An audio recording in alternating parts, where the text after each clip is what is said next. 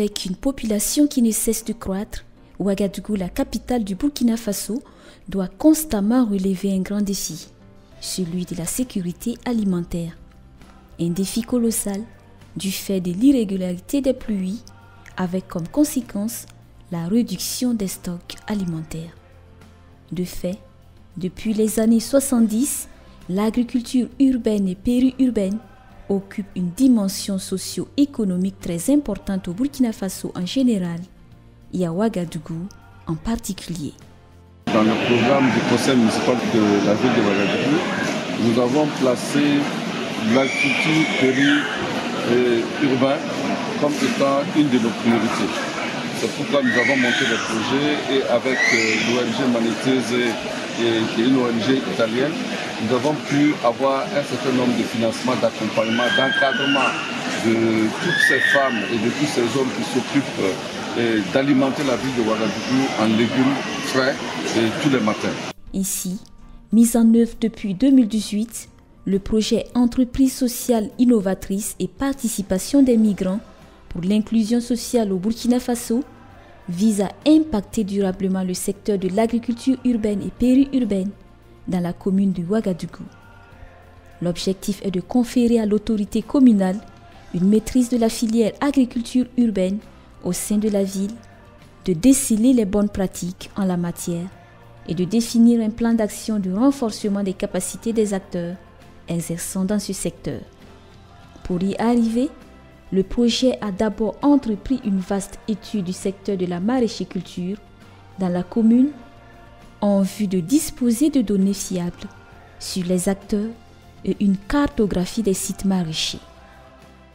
Nous sommes passés sur tous les sites de production maraîchère au niveau de la ville et nous avons pu recenser autour de 52 sites de production. Et sur chaque site de production, nous avons essayé de recenser tous les producteurs à l'intérieur de ces sites. Et chaque producteur a essayé de nous donner aussi quels sont les types de spéculations qu'il produit sur son espace.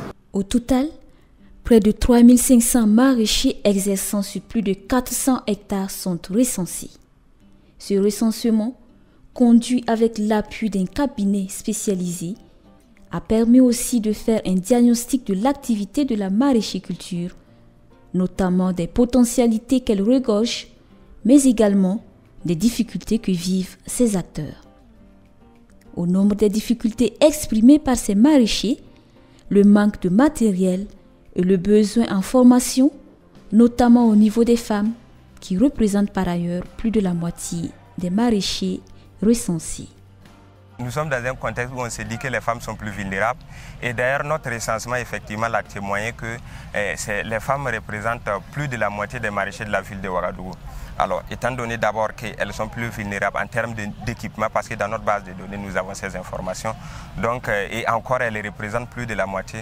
Donc on s'est dit qu'en les dotant de ce matériel nous touchons une large partie des maraîchers de la ville de Ouagadougou.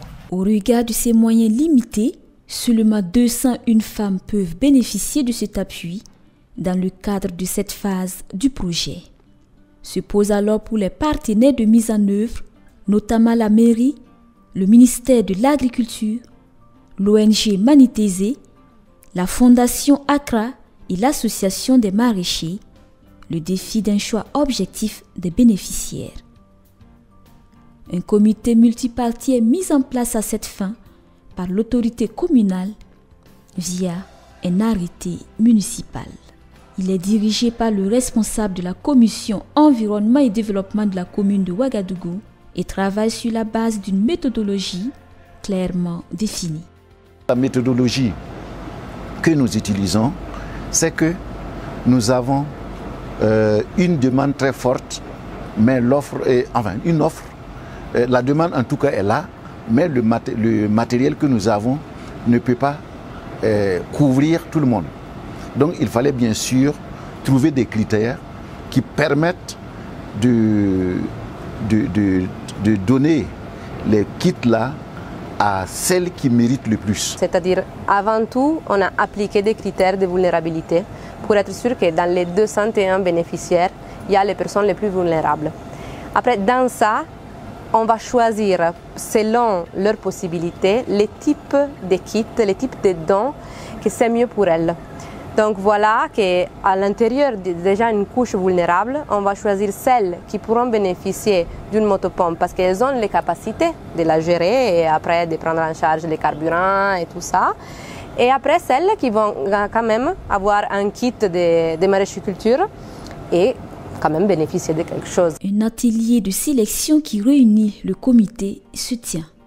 Dans la salle, il faut réajuster les critères et avoir l'adhésion de chaque partie. Satisfaction et leçons apprises. Nous avons effectivement essayé d'élaborer une méthodologie, mais à la mise en œuvre, on s'est rendu compte que, bon, c'est pas évident. Donc il a fallu que peut-être on réajuste, qu'on introduise encore un peu d'autres critères qui nous a permis vraiment d'arriver vraiment à sélectionner de façon vraiment impartiale et les 200 personnes qui devaient être bénéficiaires de ces kits. Cette méthodologie participative et inédite nécessite cependant des préalables pour en assurer la réussite. Il faut bien connaître les bénéficiaires. Pour ça, on a fait le recensement pour connaître un peu leur situation et pour ça, on a travaillé, comme je disais, avec l'association des maraîchiculteurs et aussi avec la mairie de Ouaga. C'est fondamental d'avoir une idée et travailler avec les bons acteurs qui puissent rester même quand le projet va terminer et puissent continuer à accompagner les femmes. À l'arrivée, la satisfaction est perceptible. Et c'est dans une ambiance conviviale que les 201 femmes maraîchères retenues ont reçu devant un parterre d'invités les différents kits. Au nombre des récipiendaires, 50 femmes ont bénéficié chacune d'une motopompe et 151 sont reparties, chacune avec un équipement agricole composé de pulvérisateurs, brouettes, d'abats, trouelles et râteaux. Un soulagement pour ces femmes.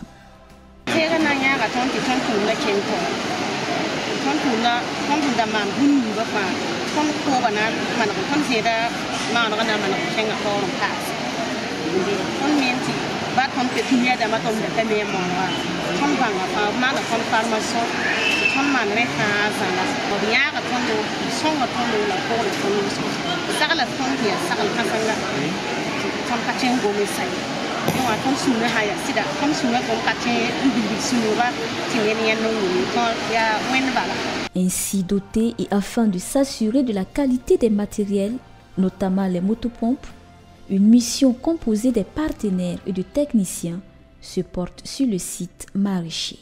Comme vous le savez, on ne peut pas les mettre à leur disposition du matériel sans savoir si c'est vraiment du matériel de qualité. Certes, la qualité a été prise en compte lorsqu'on faisait la commande, mais une chose est de commander des choses de qualité et une autre est de s'assurer lorsque ces choses arrivent que c'est vraiment de la qualité.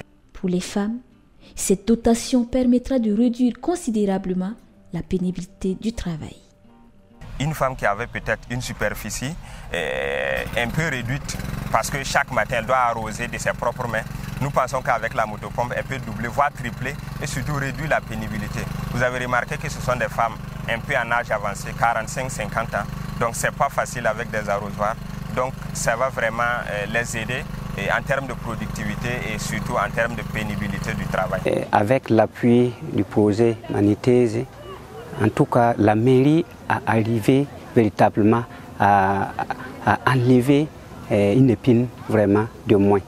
Voilà, parce qu'elle a pu quand même créer un certain nombre d'emplois à travers cette pratique donc, de culture maraîchère vraiment urbaine. On se rend compte qu'il y a beaucoup de femmes qui vivaient dans la précarité et ils se retrouvent maintenant dans une situation un peu plus souple.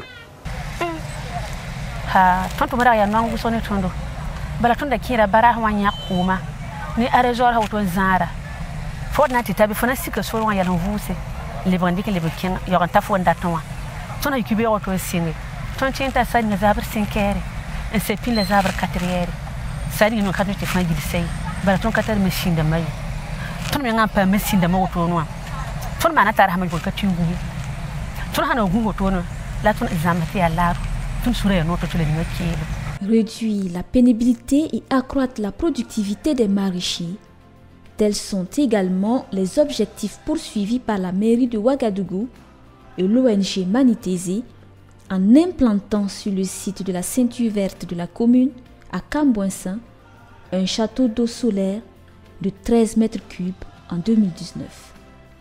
Un investissement initialement non prévu dans le cadre de ce projet, mais qui s'est révélé incontournable en vue notamment d'en faire un exemple. Bon, en réalité, on voudrait que ce soit un exemple aussi qui peut être répliqué un peu partout.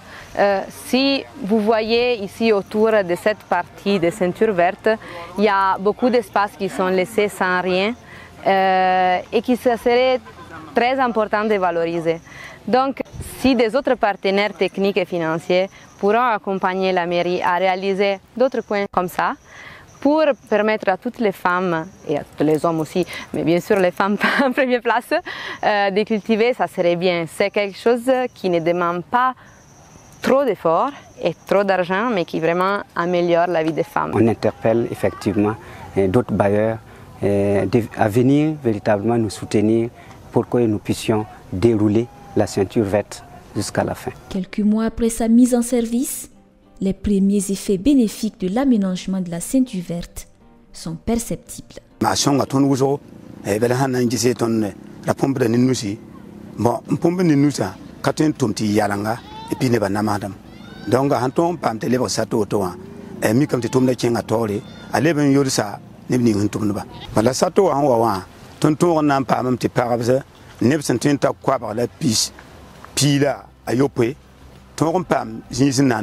Baton de Biakawa, ton de compte de Bigri, ton de Caton Pamandai. La Mohawa, ton Pam Zeran Tumnoa, Pam Sato, Walai High Sira Ton Suria no. Ton Zara Quam Wahashari, Ton Zagman to man the local contact Quam to Ken local Wahashari, Ton Bohorwende, Ya Yalam Pahil Ton Bauda, Balcoma Paseka. Autre expérience inédite menée dans le cadre du projet, l'organisation d'un concours dénommé Nourrir Ouaga. S'adressant prioritairement aux jeunes, le concours Nourrir Ouaga vise à trouver des solutions innovantes qui appliquent les nouvelles technologies d'information et de communication à la maraîchiculture. L'objectif, c'était d'encourager les jeunes à se poser des bonnes questions par rapport à ce qu'ils mangent en milieu urbain et à répondre aux enjeux en matière d'agriculture urbaine à travers l'utilisation des TIC, donc la technologie de l'information et des communications. Pardon. Et donc ces enjeux-là sont nombreux, comme vous le savez. Ça part de l'approvisionnement, la traçabilité, d'où est-ce que vient notre nourriture, est-ce que c'est produit dans des conditions saines. Ça part également à l'approvisionnement et également au transport ou à la disponibilité de ces produits-là aux consommateurs. Et le moins qu'on puisse dire, c'est que les jeunes ont répondu présents. Il y a eu pas mal de participation. On trouve que le domaine des nouvelles technologies intéresse beaucoup les jeunes. Et aussi le fait de participer au développement de la ville et relever les défis que la ville aura, c'est quelque chose qui intéresse beaucoup les jeunes. On voit les candidats qui sont vraiment engagés dans ça. Ce n'est pas quelque chose qu'ils ont juste écrit pour participer, mais qui vraiment y croient vraiment. En vue de sélectionner, de primer, d'accompagner les meilleurs projets, un jury composé de la mairie, de l'ONG Manitese, de la Fondation Accra et du ministère de l'Agriculture auditionne chaque candidat. À l'issue des travaux du jury, 5 projets ont été retenus sur la base de 4 critères. C'est d'abord l'innovation. Nous avons voulu des projets qui innovent, qui sortent de l'ordinaire. En plus de cela, c'est l'adaptabilité, pour que ce projet puisse être adaptable au contexte de Ouagadougou. Et également la capacité à ce que ce projet puisse être réalisé dans la ville de Ouagadougou. Voilà, et en plus de cela, c'est de voir l'expérience même de celui qui a soumis le projet. Est-ce que c'est quelqu'un qui s'y connaît? Ainsi, Angéline Diarra, promotrice de Agro & Fish Innovation, Poupla Emmanuel Annick Sommet, promotrice du projet Ouaga sans fin, Innocent Kombari, promoteur de points de vente des produits de l'agriculture bio, Nassirou Maïga, promoteur de l'application Smart Doctor, et Arsène Gambo, promoteur de l'agriculture hors sol dans les ménages, seront retenus pour bénéficier de l'accompagnement du projet pour le développement de leurs initiatives. Porté par Angéline Diarra, Agro and Fish Innovation consiste à associer une culture maraîchère, en l'occurrence l'oignon, et la pisciculture, plus précisément l'élevage des silures. Un projet plus ou moins innovant. J'avais déjà l'idée de la production de l'oignon en tête. Maintenant, comment rendre ça encore plus innovant, comment innover ça encore plus davantage, c'est là que j'ai pensé à associer ça avec l'élevage des poissons. Parce que nous savons que souvent, ceux qui font l'élevage des poissons utilisent l'eau des poissons pour irriguer soit des arbres ou soit voilà. Donc j'ai pensé à cette association-là pour bénéficier encore plus, non seulement du poisson et également de leur eau qui contient des éléments nutritifs. Le projet d'Arsène Gambo consiste à promouvoir l'agriculture hors sol dans les ménages. L'agriculture hors sol, c'est un système de production qui permet de produire les plantes sur un substrat que nous allons décider, qui peut être de la terre, qui peut être des fibres de coco ou encore qui peut être de la solution hydroponique. C'est une agriculture qui est vraiment très intéressant et surtout facile et encore plus économique parce qu'il permet d'éviter beaucoup de maladies des végétaux. Il permet également de rentabiliser sur une petite superficie. Il permet également pour ceux qui sont en ville, notamment de cultiver soit des tomates, des choux, encore de l'oignon dans leur maison, malgré qu'ils n'ont pas de champ. Un projet dont bénéficient déjà, à titre expérimental, des ménages de la ville de Ouagadougou. Nous avons pu installer ce dispositif-là dans 8 ménages. Et ces 8 ménages-là ont expérimenté comment ça fonctionne. Ces 8 ménages, vous savez, on a produit de la salade, on a produit de l'oignon et ça a été produit de façon bio, sans aucun produit phytosanitaire. L'engrais également que nous utilisons est également de l'engrais bio, fait à base notamment de viande de volaille et puis des légumineuses que nous gardons ici pour l'amendement de nos sols. Ça a été fait sans aucun produit phytosanitaire. Et là, c'est une réelle satisfaction pour moi. En tout cas, j'encourage vraiment les gens à pratiquer ces genres d'agriculture. Vous voyez, nous, on a mis salade, on a mis les oignons. L'idée nous est revenue, pourquoi ne pas mettre des poivrons, aubergines, choux. Avec un seau, on peut mettre les poivrons. Avec un seau, on peut mettre peut-être un chou et puis les aubergines. Et c'est vraiment naturel, c'est bon pour la santé. Et j'encourage les ménages à adopter ce système. Ils auront les bénéfices comme ce que nous vivons aujourd'hui. En tout cas, c'est vraiment une bonne chose. Et vous voyez, on a mis les oignons. D'ici là, bon, si on enlève 2, 3, ça nous suffit pour faire la cuisine. Et je pense que c'est encore plus économique et c'est propre et c'est disponible. On n'a pas besoin de nous déplacer pour aller chercher et ça y est chez nous. Et je pense que je vais enlever mes fleurs pour voir si je ne vais pas mettre d'autres choses, d'autres légumes ajoutés. Pourquoi pas? Quant à Nassirou Maïga, avec son application mobile Smart Doctor, il envisage contribuer à l'amélioration de la productivité des maraîchers en analysant les maladies des plantes à partir des données recueillies et renseignées. Nous-mêmes, nous allons aller au niveau vers les agriculteurs, les paysans, les installer et puis les montrer en tout cas le mode d'utilisation, les former, comment ça passe. En plus aussi, il y aura des petites vidéos au niveau de l'application qui va expliquer en même temps le processus de fonction. C'est-à-dire que ça soit, quelle que soit la langue que tu parles, en tout cas si tu regardes la vidéo, tu pourras utiliser l'application facilement, puisqu'on a pris en compte ce paramètre-là.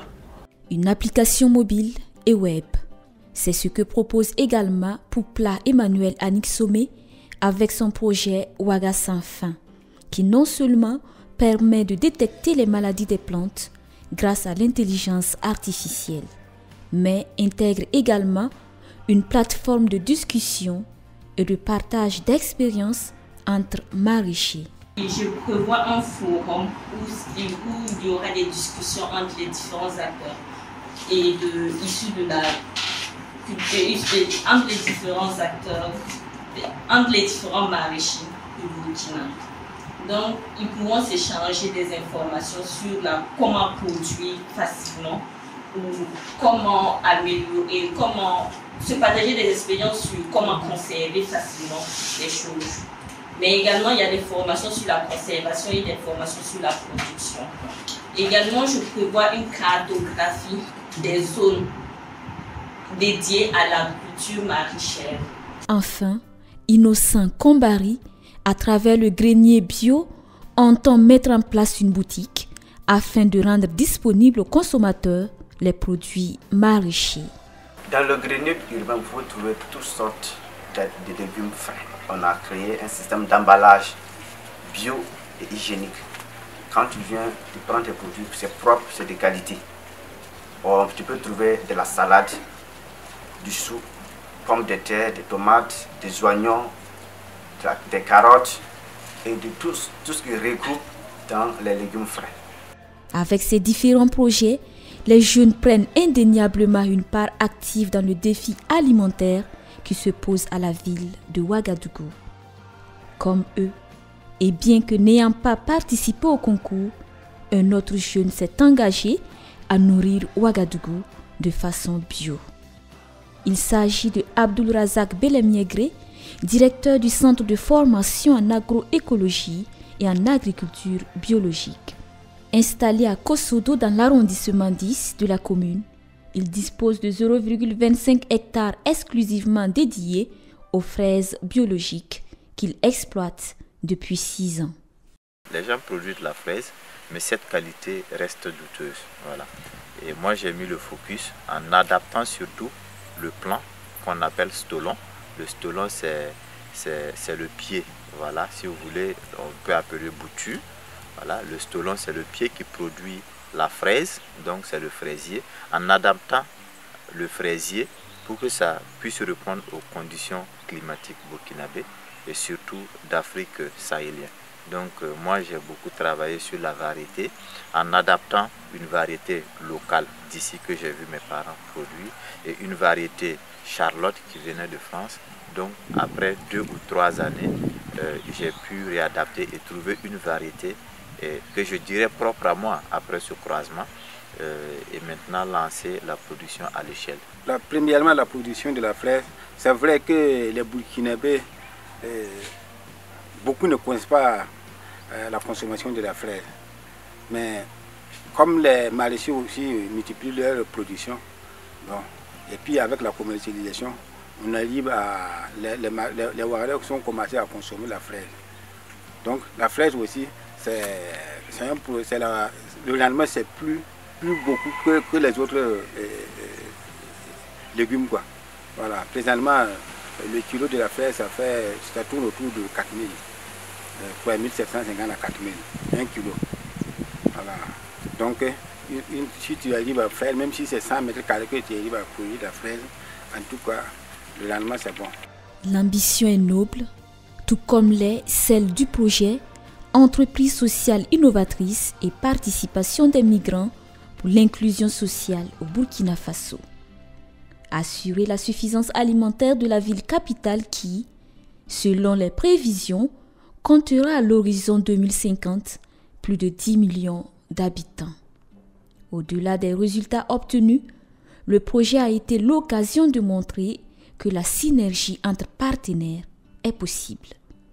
Défi relevé pour la mairie de Ouagadougou, l'ONG Manitese, la Fondation Accra et les différents partenaires qui auront réussi à créer une nouvelle dynamique pour le développement de l'agriculture urbaine et périurbaine dans la commune. Une expérience qui mérite d'être renouvelée à bien d'égards pour le bonheur des populations de la plus grande commune du Burkina Faso.